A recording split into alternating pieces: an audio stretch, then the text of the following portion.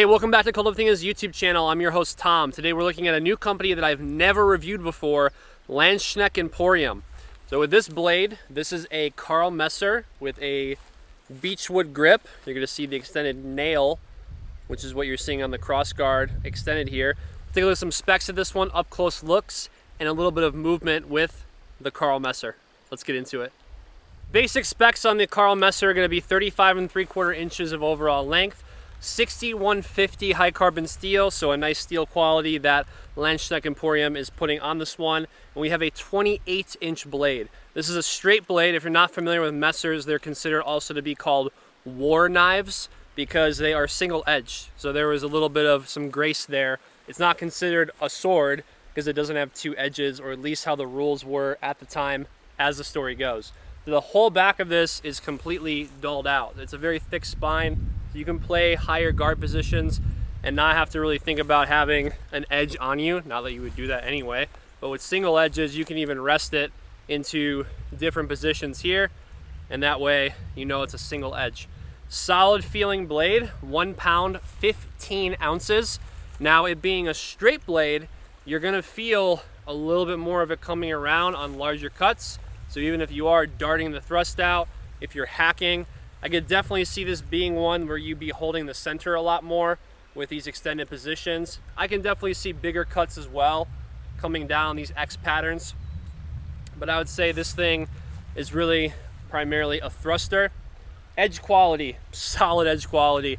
You can see the bevel is exposed. You'll see it more in the up close looks, but it's exposed. It gives it some nice character along with the nail. So now the nail, what is the nail? It's this thing. So yeah, that's a signature of messers. You're gonna see that nail in some form of another. I'm gonna put the scabbard down for added hand protection. So that nail is there. So if there is a bind of some sort, if you're moving into some type of parry, that's covering the blade, their blade, from sliding down your hand to a draw cut, or even trying to slam their edge into your hand. That stops that. It's just enough hand protection to where it feels solid. It's kind of like a saber, not really. It's more of like, sometimes you'll see sabers will have hand protection only off of the right side to cover the outside of the center. Sometimes you won't. So that's what that is. And mechanically, or like engineered wise, this is peened on here, so it's not like glued or anything like that. It's peened on here. We have an exposed tang. Handle has an exposed tang. This is the beechwood, and then these holes, they go all the way through with brass rivets.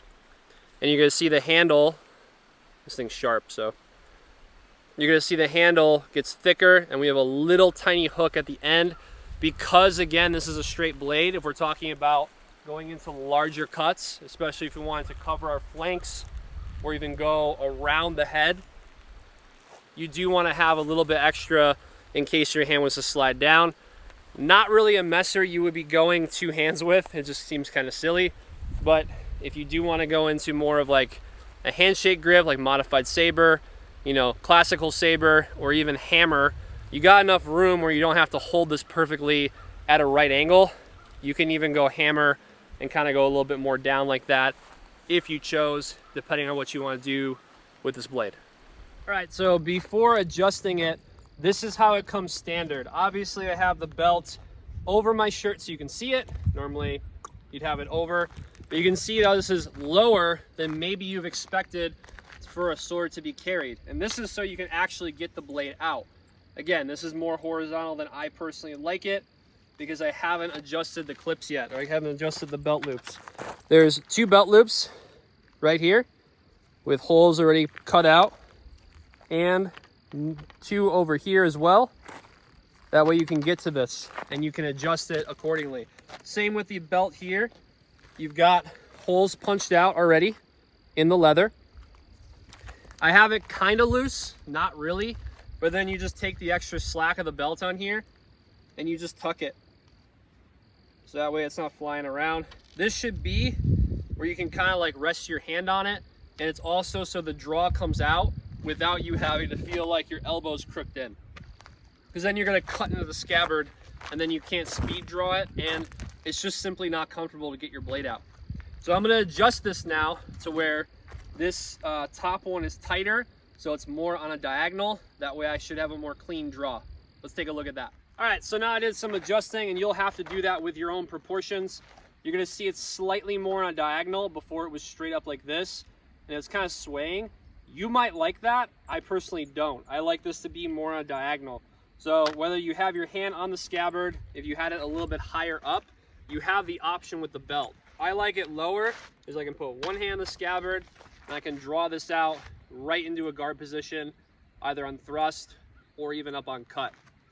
Putting this back in because it's wood lined, very smooth on the draw. I'm not looking at speed drawing swords, but they should, you know, with something of quality like this, you do want it to not be like dragging when you're coming out. So here's what it looks like. Again, you have the extra slack. You really have 3 options for adjustments. The option on the actual belt, which goes onto, you know, over a belt, just so you can see it. There's my leather belt, and then here's the actual thinner sword belt. You have the option to adjust the top and also the back, which you can see has more slack. You got plenty of options for that. Again, this is what it looks like.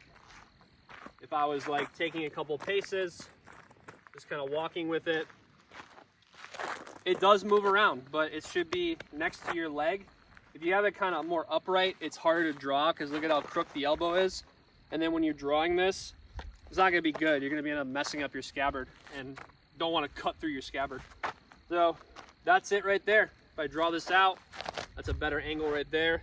Hand the scabbard coming over, whoop, and then that way I'm not running the scabbard, my edge against the scabbard every time that I take it in and out. Okay, let's take a few moments here to take a look at this blade in the scabbard and out of the scabbard.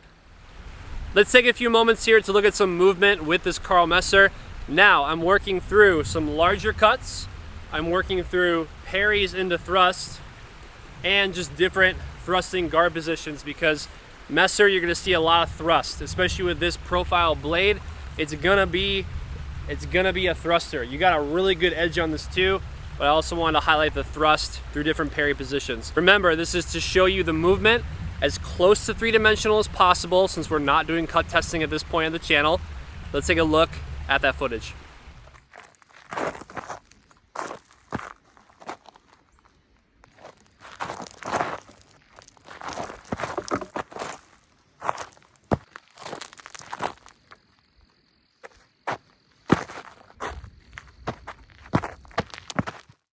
Overall length on this puppy is going to be 35 3/4 inches. Blade length 28 inches. Single edge, of course, being a Messer. Weight 1 pound 15 ounces, which I already talked about before, with it having more of like a hacking type of feel, and obviously it being a primary thruster.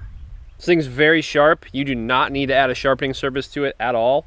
There's no pommel on it because it's 2 pieces of beech wood sandwiched with the brass rivets. There's no pommel on a Messer.